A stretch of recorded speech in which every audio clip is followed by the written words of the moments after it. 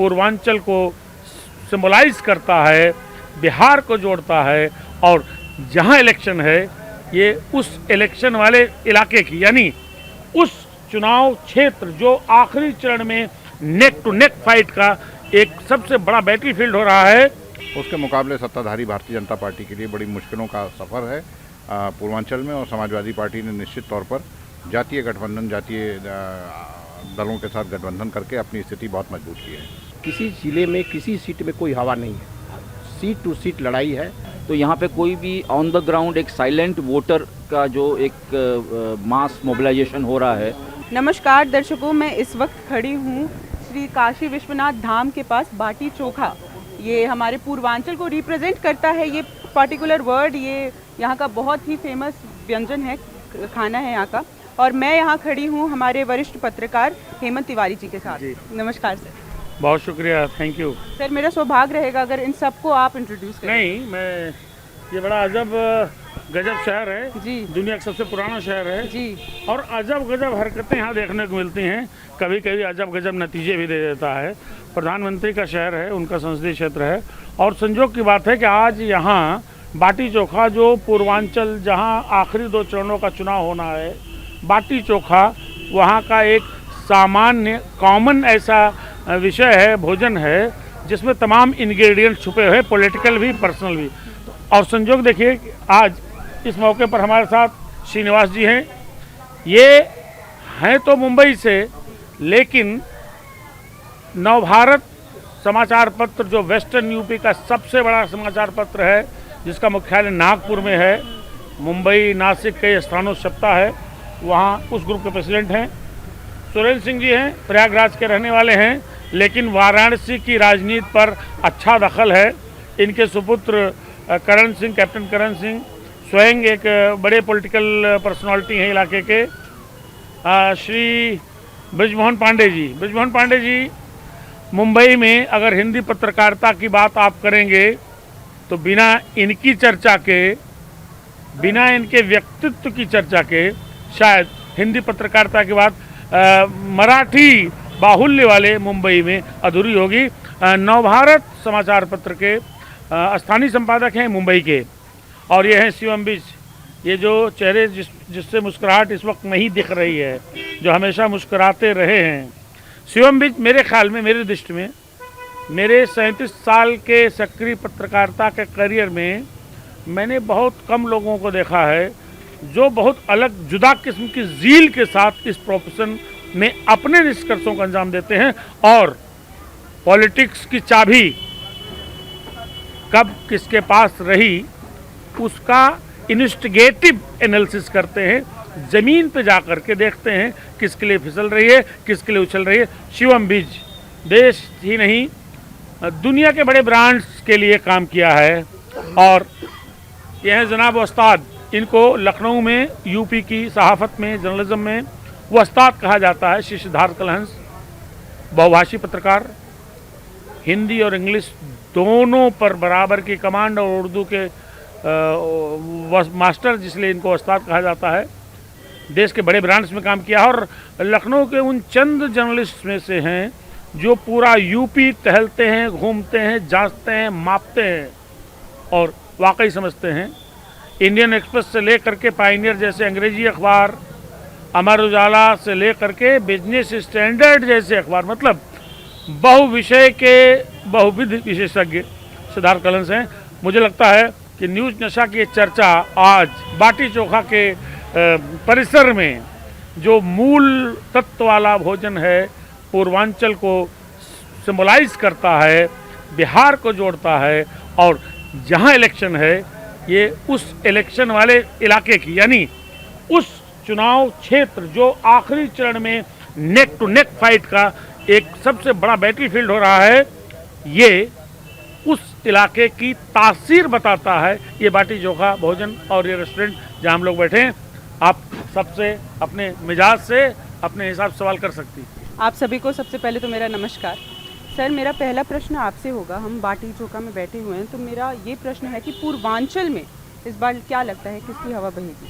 देखिए, पूर्वांचल में ये मंडल का इलाका कहा जाता है, यहाँ का मंडल का उतना असर कम दिखता है। पिछड़ी जातियों का जोर यहाँ पर ज़्यादा है। अलग अलग दलों ने जो सहयोगी दलों के साथ करार किया है उनके प्रदर्शन पर भी बहुत निर्भर करता है कि पूर्वांचल किसके हाथ में सत्ता की चाबी देता है, और डिसाइसिव जंग यानी निर्णायक जंग यही होने वाली है।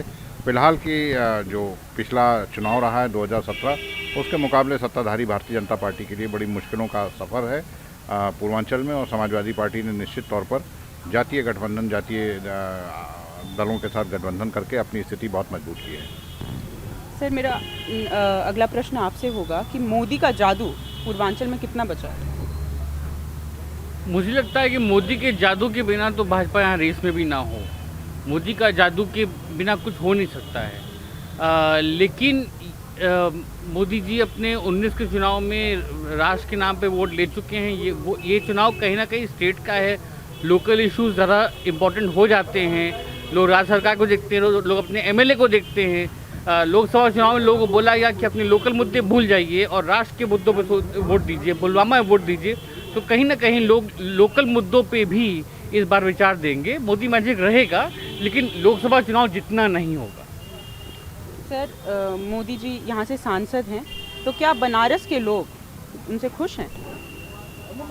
अब ये तो मैं एज ए जर्नलिस्ट मैं आपको क्या कहूँ, आपको यहाँ की जो जनता है जिनके उन्होंने 7 साल से 8 साल से लोकसभा प्रतिनिधित्व कर रहे हैं और प्रधानमंत्री हैं, आप उनसे यदि पूछेंगे तो ज़्यादा बेहतर जानकारी मिलेगी। लेकिन मैं जो समझता हूँ कि इस चुनाव में जिसके हाथ में देगा, उत्तर प्रदेश की कमान उसके हाथ में होगी।